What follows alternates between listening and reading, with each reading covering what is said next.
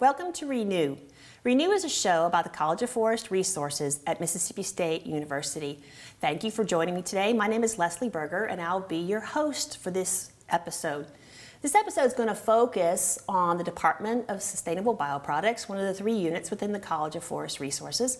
And like all our departments, they're focused on the sustainable and wise use of the natural resources we have here in Mississippi and across the United States and really across the globe. And actually, I'm excited about our guest today. We have Dr. Joe Lopez and his graduate student, Ramon Oliveira, and they are actually not originally from the United States. So it'll be good to see that connection between what we've got going on here at Mississippi State and your history. So welcome. Well, thanks for the opportunity. Thanks for having us. I'm Joe Lopez. I serve as Assistant Research Professor in the Department of Sustainable Bioproducts. Well, nice to have you. And Ramon? Yeah, I'm Ramon Oliveira.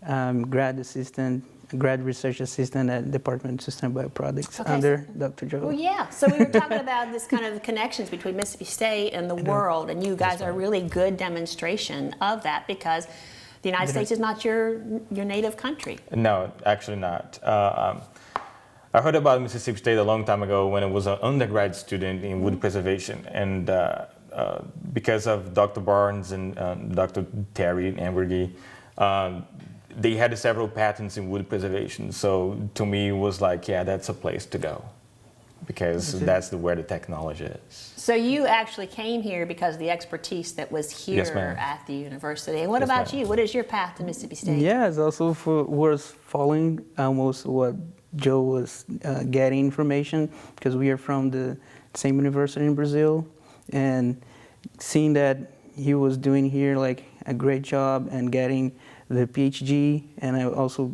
seen this opportunity here. I came and following here, and also everything, all the facilities, and what I can't get here in the Mississippi State University. Mm-hmm. Well, that's really great. The reputation is actually why you came here. So why wood preservation? You said you came because of the work that these men were doing in this, but that's maybe not a career field that many people even think about being something that they might want to pursue. So what is it about wood preservation that got your interest enough to the point that you would leave your home country and come to the U.S.? I think it's more because basically everything we have in Brazil in terms of wood preservation is based on the United States.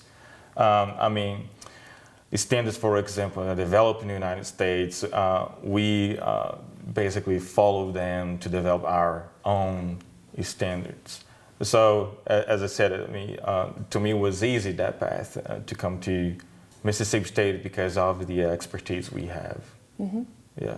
And now you're part of it because now you're on the faculty as well. Yeah. So your path here, what do you hope to do while you're here at Mississippi State? Yeah, I'm pursuing a master's degree here, and I'm working with plywood and AI with Dr. Joe, and we are trying to get propose a new methodology for a standard, or try to improve that, giving a working on standard, not a standard, like how can I say that? Just improvement for methodology. Correct. Yeah. Improve the process that Improve we the use process. for that. Yeah, that is correct. So you mentioned AI, artificial intelligence, not artificial insemination. That means different things and different disciplines. Exactly. So how do you use AI, wood preservation, plywood? How does that all fit together? Tell me about some of the research that you're doing. Yes, ma'am. So basically, this project is on AI and wood composites.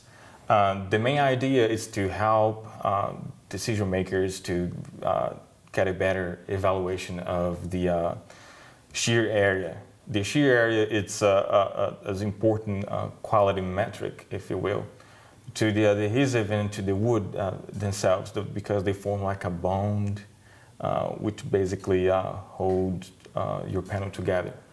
So wood failure is one of those metrics. We also have shear, we also have water resistance, and mechanical properties, and so on and so forth. And wood failure, it's an important one because it's subjective. You can look at a shear sample and you say, this is 20%, and Ramon may say, this is 25, and you may say, this is 30% wood failure. So we have this, actually not a consensus in terms of the failure. Okay. And then we're using AI to try to solve that, to make it repeatable and mathematical, analysis. So it's not subjective anymore. So when you're making plywood, you're actually putting pieces of wood together Yes, under ma'am. high pressure, but it can fail, like you said, for different reasons. So what is shear? How is shear differ from some of the other failure methods? Yeah, shear is a kind of a resistance of when you try to pull apart the plywood in the two ends and try to pull them. And in the middle of the veneers, between the layers, we create that tension that we call shear. And so in this way, this is the shear that we call it. Right, so you pull it and you see, See, and then you measure how. We measure wood failure, we measure exposure to fibers. In that, I think it's one by one Area. Okay. So we analyze how much of the fibers are in that one by one area. Got it. Okay. So you actually brought some pictures with you Yes, ma'am. to show how this works. So could you explain these as we run through them? Yeah, so basically first we develop our panels. We have been using in-house adhesives. We're also using plywood from the market so that we have a representative and data set for that. For the in-house panels, we press them at 180 psi for 6 minutes. And then we prepared our samples. We make the shear specimens following the nationally recognized standards, and that's a picture of the test. In the second picture, we have a specimen with the shear bonded areas, and you can see the wood failure and adhesive failure. And I would say the areas that you have more clear are fibers. We consider like wood failure, and the other areas a little bit darker are the adhesive bond line. Okay. So if you look at that picture, for example, I would say this is 20% of wood failure because we see all those lighters from the image at the top. Yeah, so it's 20-25%. Do you agree, Ramon? No. No? Yeah, you can see. We have that discussion. So that's what we are trying to solve. So the computer would be, and this AI that you're talking about doing, actually takes out that subjectivity. You tell it what the standards are going to be, and it's going to make that assessment. So it's not Ramon's word against Joe's. It's what the program decides. This is the amount of failure. And then you can go back to the manufacturing process and say, okay, we had a 30% failure on all these tests. So we need to look back at what we did, see if we can eliminate that failure, because we can't be building things and have them fail. Right. Yeah, it's more for quality control and quality assurance of the process. That makes perfect sense. Yeah, and that's what Ramon developed, the prototype to take pictures. Yeah, we need to standardize the distance between the lens and the specimen to have the same distance and the quality of the image. That makes sense. Yeah. So that the computer is analyzing the same thing. And the only thing that's varying is the specimen, not the fact that you're closer or further away from the camera. Right. Yeah, so after that, we brought a video where we basically Ramon, it's marking out every single wood failure. So the main point or the important point to discuss that we're not going to take only our judgment.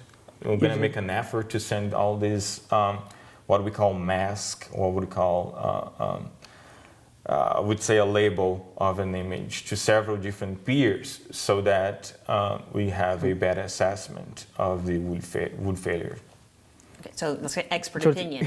Correct. Right. Adding Not to only that. ours opinion, yeah. That's right. Well, that's really good. That's what science is about, right? That peer review process is part of science. That is Let's correct. try it as much as possible. We're not perfect, but take that human factor out of it. Yeah, and after getting the data, what we do, we call it a pixel-wise classification. So instead of recognizing the entire image, this new technology will recognize every single pixel of that image based on what Ramon marked and what the experts said in terms of the labeling process. Okay, so down the road then, how does that affect, say, the manufacturing process? I'm seeing that you're trying to come up with a product that can be used in the industry for sampling? Like you mentioned, you make your own, but you But- also buy commercially available things. So is this something that the testing industry would use, the manufacturing industry would use to assess their products that they're for producing? research development in the the- industry, for associations, for example. I mean, it's gonna be something that everybody will use, but the industry will, and associations will, and those peers, they reflect on us because they are the ones putting the products into market. Okay. So Ramon, do you see yourself moving into industry when you finished your master's degree, or what's your next step? Could be an option, but also I'm thinking and planning to get a PhD. So, yeah. So do you think you'll stay here at Mississippi State where the expertise is, or you think you might look Yeah, someplace else and broaden your Probably, horizons? yes. Because I have the good advisor and so a good facility here, and so yeah, Mississippi State is now a home, a house. Yeah. And with this project, we are developing here.